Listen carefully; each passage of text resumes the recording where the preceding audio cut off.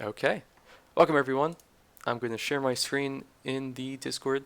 If you're watching this as a recording, I'm sharing my whole screen, so it's going to look a little different for those watching in Discord versus those watching in the comfort of whatever time they are. So let's first look at here. Can I get some confirmation in the workshop channel that you can see my screen clearly? I'm going to keep scrolling. Thank you, Talia. Okay. I'm going to paste the link here as well. I threw together this GitHub gist as a brief introduction before we get into actual SQL. So again, this is assuming you are brand new to SQL. Maybe you haven't done anything with databases before. Maybe you've heard of it. Maybe you had to work on projects with it, but you weren't able to. Maybe you're scared of learning a new language because you think it's like a whole programming language. It's not. SQL is both pronounced as SQL and SQL, and to the best of my abilities, I can't tell if there's an official standard pronunciation, but when asked the original creator of SQL, he said it's probably SQL.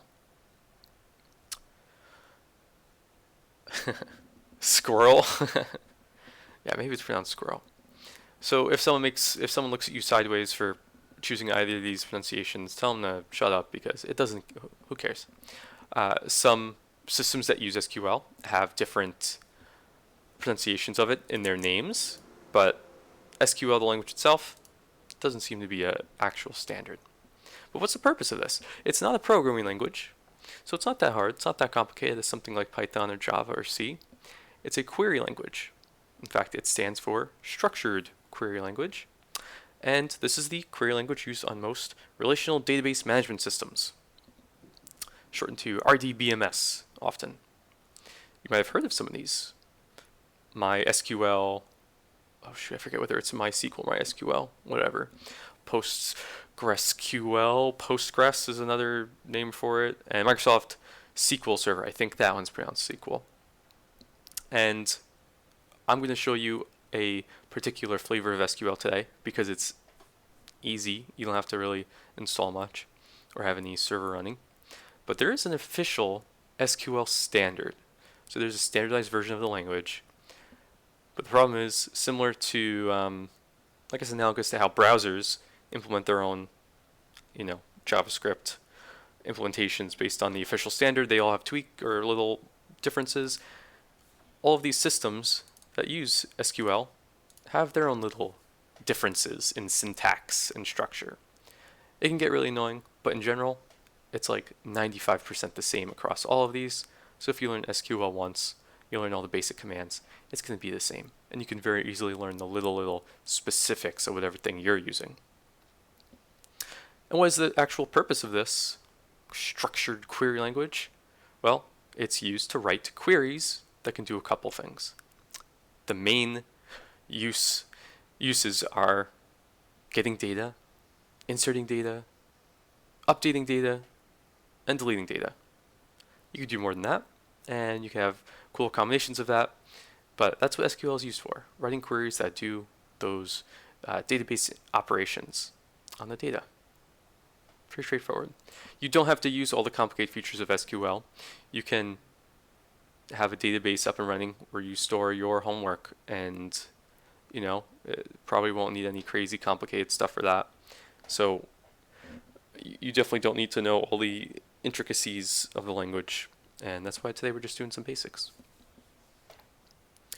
And I've mentioned relational databases. I should touch on what in the world that is. You might have heard of stuff like MongoDB. That's super trendy. A lot of RCOS projects use it. My old RCOS project used it. I never had a good reason. I just used it because it was trendy. That was a mistake. Relational databases refer to databases that store data that can hold relations to other data in a database. I feel like I need a long sentence for that. That's kind of all in the name. Relational databases have relational data. Yes, so Abraham says it was the way we access data before JSON databases were a thing. Yeah, so this is different from something like MongoDB. In MongoDB, It's kind of a, anyone more familiar with it can correct me if I'm wrong. But, it's more like a free-for-all. You just have a collection of documents, and documents look like JSON objects. They're not exactly JSON, but they're close enough to JSON objects. So think about like just unstructured dictionaries. They can look like whatever. They can have any properties. They can have any fields. Who cares? In relational databases, typically the data is structured as tables with rows and columns. So imagine a spreadsheet, or more accurately, a workbook. So like an Excel workbook, which has multiple spreadsheets, right? Each table is its own spreadsheet. And each spreadsheet has its own rows. We typically also call these records. So if you hear me switch between rows and records, those mean the same thing. And we have columns, which also are referred to as fields. Those have different attributes and such. So definitely more structured than a spreadsheet, because in the spreadsheet, there's no inherent rules for what types of values can be in the B column or the C column. But in relational databases, when you define the structure of a table, you say what columns are in the table and what those columns have to look like. Whether they have to be integers, whether they have to be strings. If they're strings, the maximum length. Whether columns can be empty or not, or have null values or not, and so on and so forth. And I already see a typo here. Oh, well, I'll fix that later. These things scale. You can have thousands upon thousands of tables and thousands of columns. It's not common that you have thousands of columns in a table, but you can. And you can have a gazillion records across different tables. And because it's relational databases, we have relationships between records in different tables. And we'll get to that. We'll see what that really means. SQL, as a language, provides you a really easy and straightforward way to manipulate that data. So to get it, to search through it, to update, to insert and delete data. Okay, before we get into kind of the second half of this, which is just, I guess, a really short demo going through some of the basic commands in the example data set. Any questions about this? Feel free to unmute or drop them in the workshop text channel, but feel free to ask anything. I'm by no means an expert, but I've used it a lot, so I might be able to answer. I'll wait just a minute.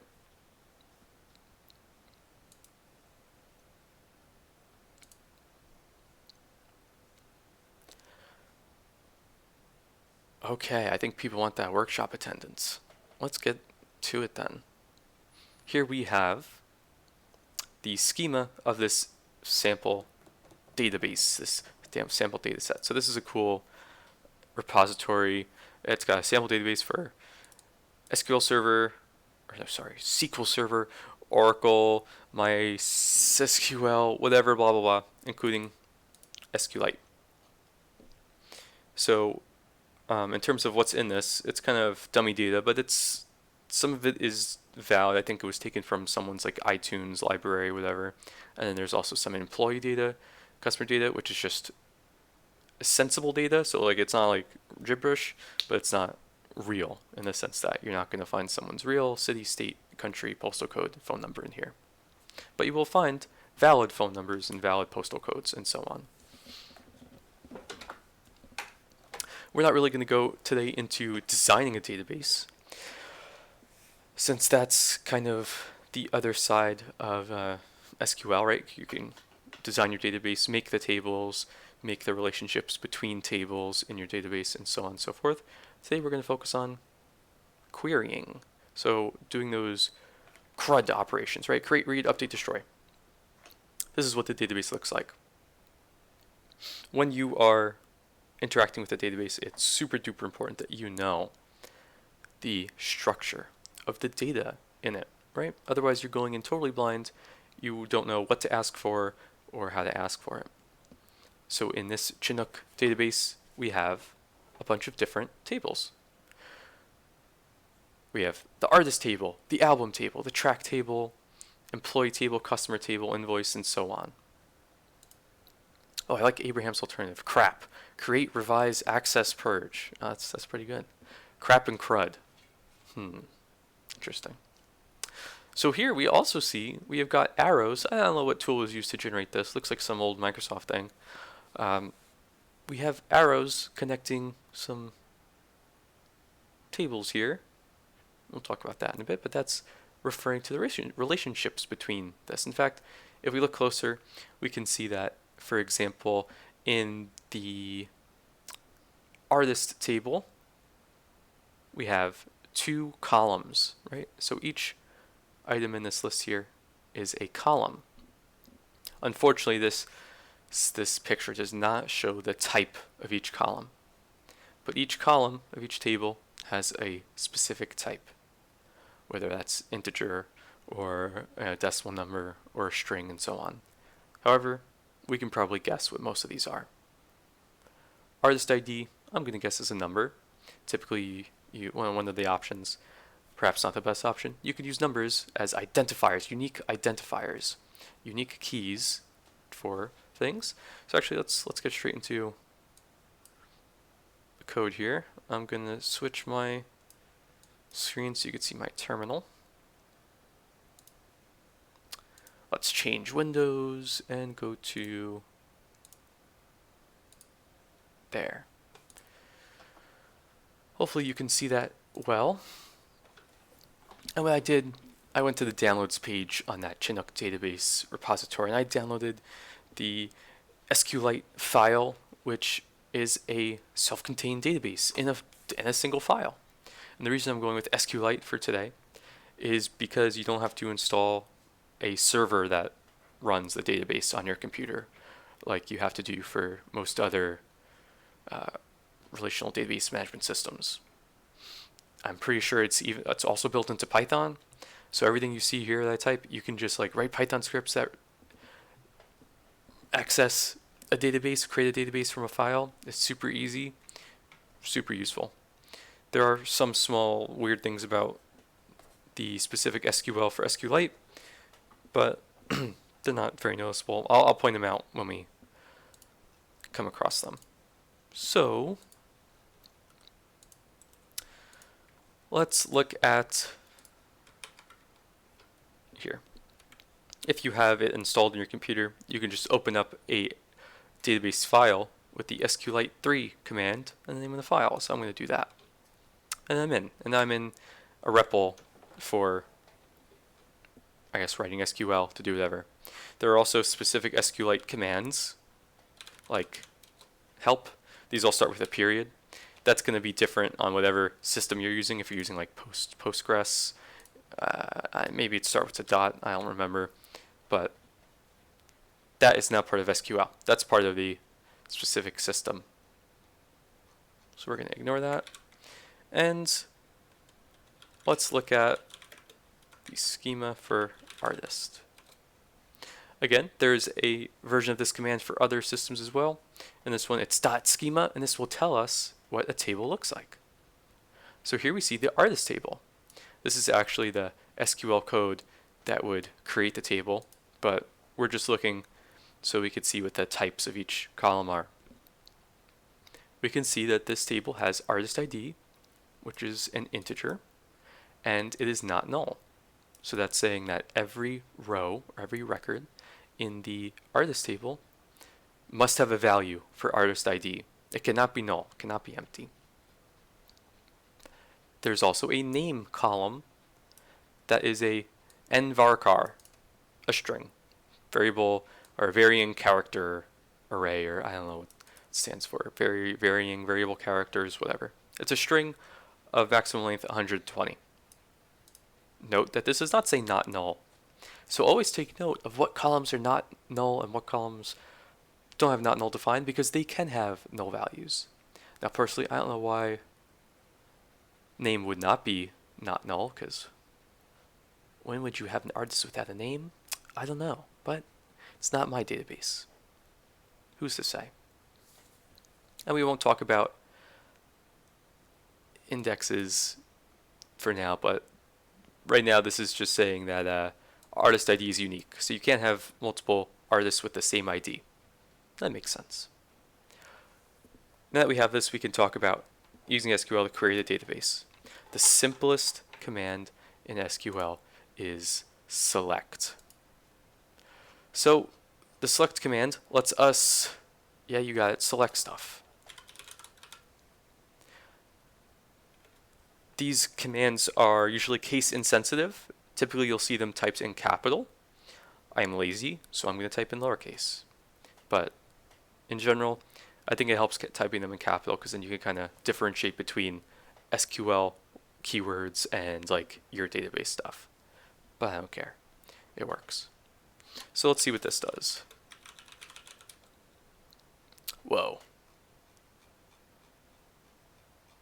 Here we see I ran a command, select asterisk from artist. And what that did, this was interpreted as saying select everything from every row from the artist table. Right?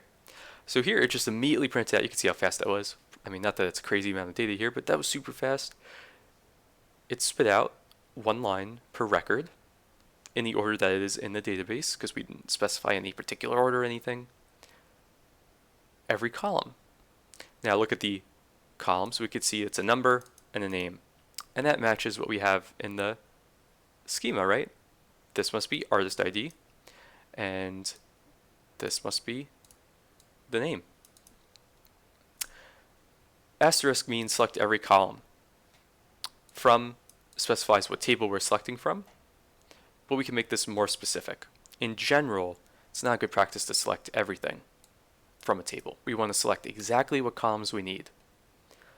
So let's say in our case, we don't really care about the artist IDs, we just want the name column from every row. Select a name from artist. Now we see it's not very clean because there's a lot of stuff here, but we've gotten only the names. Select name from artist, there we go. In some systems, the table names are case sensitive. In SQLite, they are not, because I think the official name was a capital A, and here it doesn't care. So if you ever get some weird error that says, like, you know, like, oh, can't find that table, doesn't exist, just check maybe the capitalization. Maybe it matters on that system, that database system you're using. Pretty cool. We could do a lot more things with the select. Let's say we want to select a limited number of items. Let's say we want to limit it to like 10 items. At the end of the query, we can add limit 10. Notice how I'm ending commands with semicolon. If I don't, this gets me all the time. You'll be like, what? You'll enter, why isn't it working? It's waiting for you to finish the command, and this is suggesting that you can type commands over multiple lines. So to finish this, I'd have to hit semicolon. But I could write it like this. And lots of times when you have to write SQL by hand, you will do it like this. Select name from artist. For such a small query, it doesn't matter much. I don't know. Limit 10. And that works just fine. Here, we limited the results to 10. Because we didn't do anything else, it just gave us the first 10. It looks like that this data was entered alphabetically. Never assume that though. Any questions at this point about the select command? I apologize if we're going super slow if you already know this, but hey, I already told you this is not for you if you already know this, so get out of here. No, I'm kidding, you don't have to get out, but you get the idea.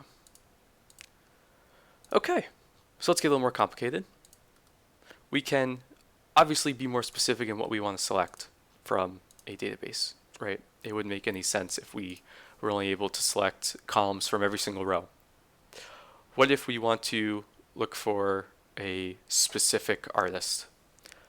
Let's say that I'm a big fan of Aerosmith. I'm not.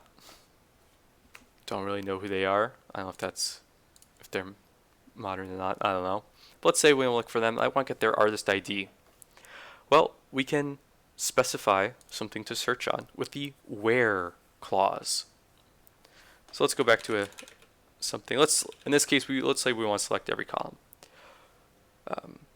Let's say we want to select from the artist table, But now we want to say where, and here we could put conditional expressions, right? By that I mean just something that's true or false. And of course, it's going to filter the results based on what's true there. So let's say I want to search for where name equals. Note here, it's one equal sign, right? We're not in any programming language where the equal sign is co-opted to mean like, the assignment operator. You can use one equal sign here. Where name equals Aerosmith. And there we go. It found the artist that has the name Aerosmith. It gave us back that row. This is not necessarily only going to give us one record, right? So if you're watching the recording right now, you'll see I'm looking at the schema for another thing. Let's look at track. That's probably a good one. Let's look at the schema for the track table. Schema, track. Okay.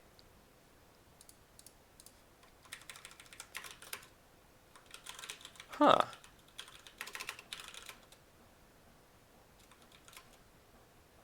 What am I doing wrong here?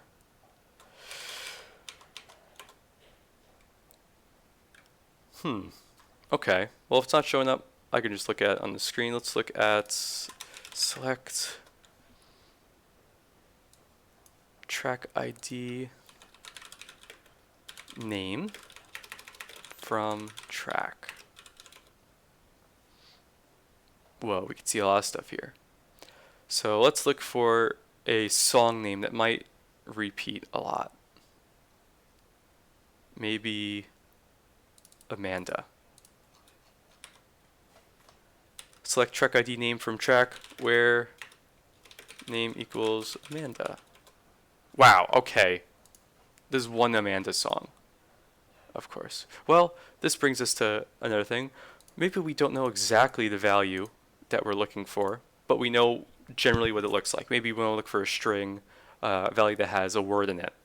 We can use the like condition. So check this out.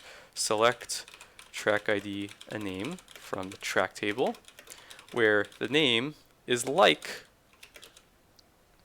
and we can put a string here and then operators that say anything can come after this or before this. So let's say anything that starts with the letter A. So what the percent sign refers to here, it's a wildcard operator. It means any number of characters can come after this. So this is saying select the track ID, the name from the track table where the name starts with the letter A. In SQLite, this is weird. This is not case sensitive. So if I did lowercase a, it gave me the same results. In other versions of SQL, it is case sensitive, and to make it not case sensitive, you use I like, insensitive like. But here, you'll get a syntax error, so keep that in mind. Let's see if there's anything with my name in it. Okay, yeah, song named, or track named Ben Franklin.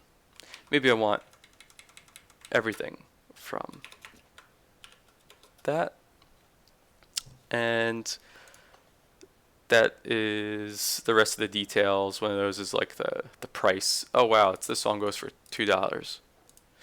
I think that should be worth more. But there we have the where clause, and we could combine this. We could even say where name like Frank and add more. So we could say and what else? Let's say the name has an F in it and the unit price is greater than 50 cents. There's a lot. Is there anything greater than $5? No.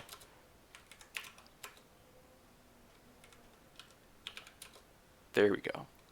Here we're asking for all the tracks that have F in the name and the unit price column is greater than $1.50.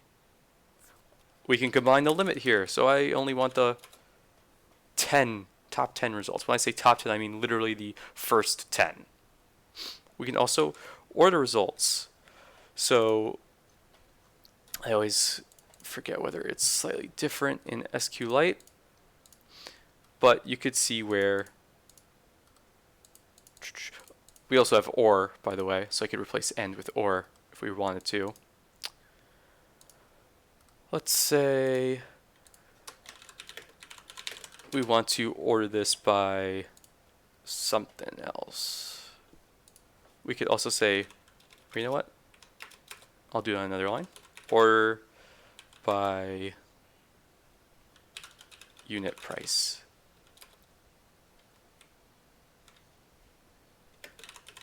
Order by unit price. Uh-oh. What is it? Limit 10.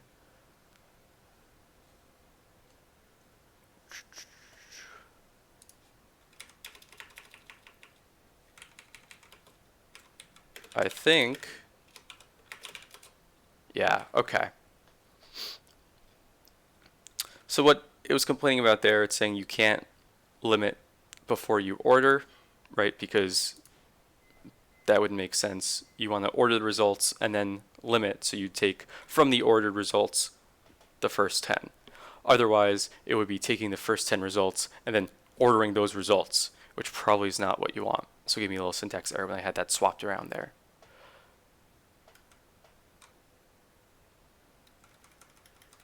So here's a SQL query, not the most useful, but we're selecting tracks, name has an F, price is greater than $1.50, and we're ordering it by the price, and we're only taking 10 results. Any questions about this query or how this works?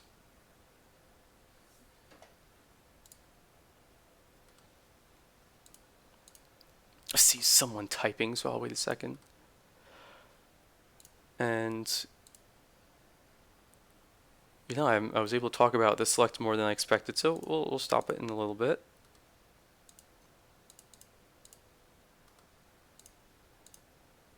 Can you search for drop table track select? Let's see what happens. So Abraham wants to know if I search for so let's select. That'll be a good way to end the workshop. So okay, select from track where name equals, and let's copy paste what Abraham put here.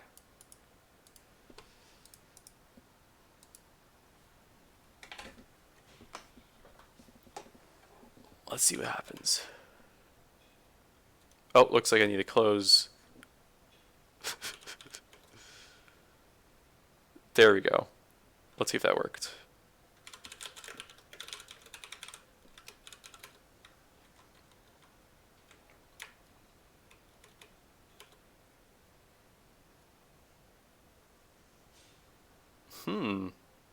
Oops, I forgot this. Okay, so Abraham asked that I copy paste in what he put in the text channel, which was single quote, and this is super important, single quote, semicolon, drop table track, semicolon, select. So imagine you might be thinking right now, oh, I could have my website have a database and it will store stuff, and it will, when someone logs in, it will look for their user by their username, whatever. If you make a SQL query and you have like a, you make a string in your program and you insert whatever the user types in right into the middle of it. So let's say you have something like this, right? Let's say you have select from employee. I don't think there are many employees. Yeah, there are only a few here. I'll have a quick look at the schema for employees. This employee has last name, first name, so we'll do that. Select employee ID, first name, last name, employee.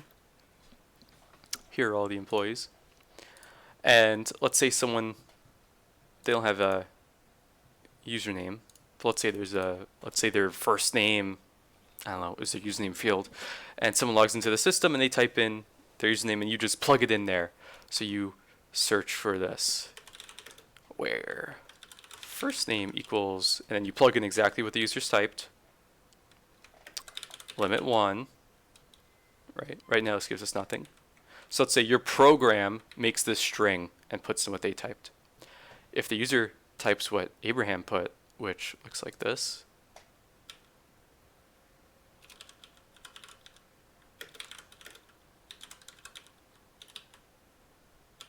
and then I think we'll want a dash dash. Let's see what happens. Notice how it ran, didn't do anything. And now if we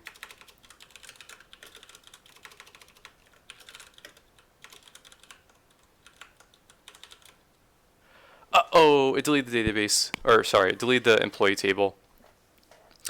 So, well, we'll end right here. I'm gonna take a screenshot. So don't leave just yet, but a little brief note on this. If now you start to see the power of SQL, even though all we did was a select command, and you want to use this in your programs, maybe you're making a website where you have a login system, never trust what users enter. Never ever trust anything that comes from the user, whether it's for databases or not. When you create SQL queries in programming languages, 90% of the time you're going to use libraries that actually write the SQL for you behind the scenes. But even if you do want to write the SQL yourself, you will need to use libraries that sanitize user input. So Abraham put in a command that actually tells, if we break this down, he put single quote semicolon, which ends that first query. And then he put drop table employee, which means delete the employee table, semicolon, and I put a dash dash, which means start a comment. So the rest of the line is a comment. If I didn't do that, it would probably fail because you'd get a syntax error. I don't know if the whole thing would fail, but whatever. This is called SQL injection. You might have heard of that in classes. You might have heard of that around. You might have heard of the XKCD comic, little Bobby tables, you know, drop table students, I think it is. Never ever put in exactly what a user puts into an SQL query because they might do something like this. So, yeah, great point, Abraham. This is the power of SQL. This is just the select command. You could do so much with it. I haven't shown you stuff like selecting the number of results in a query, selecting the unique values, selecting values and grouping them based on the specific field. Abraham posted a great link, so go ahead, go to bobbytables.com. But there's so much you could do. So if you have any other questions about SQL, drop them in the workshop channel, or message me, or take database applications and systems therapy. Unless you're a CS student, take database systems instead, so you actually get credit for it. And check out all the proper security measures when you're doing it, because it's super powerful and can be dangerous if you don't fully know what you're doing. But don't let that scare you from learning, right? If you do this on your own computer, you could do all the security mistakes in the world that you want. And so, thank you for coming. Any final questions? I'm going to take a screenshot of the attendance right now again, in case it's changed. I'm going to stop recording. So, goodbye, people watching this on YouTube.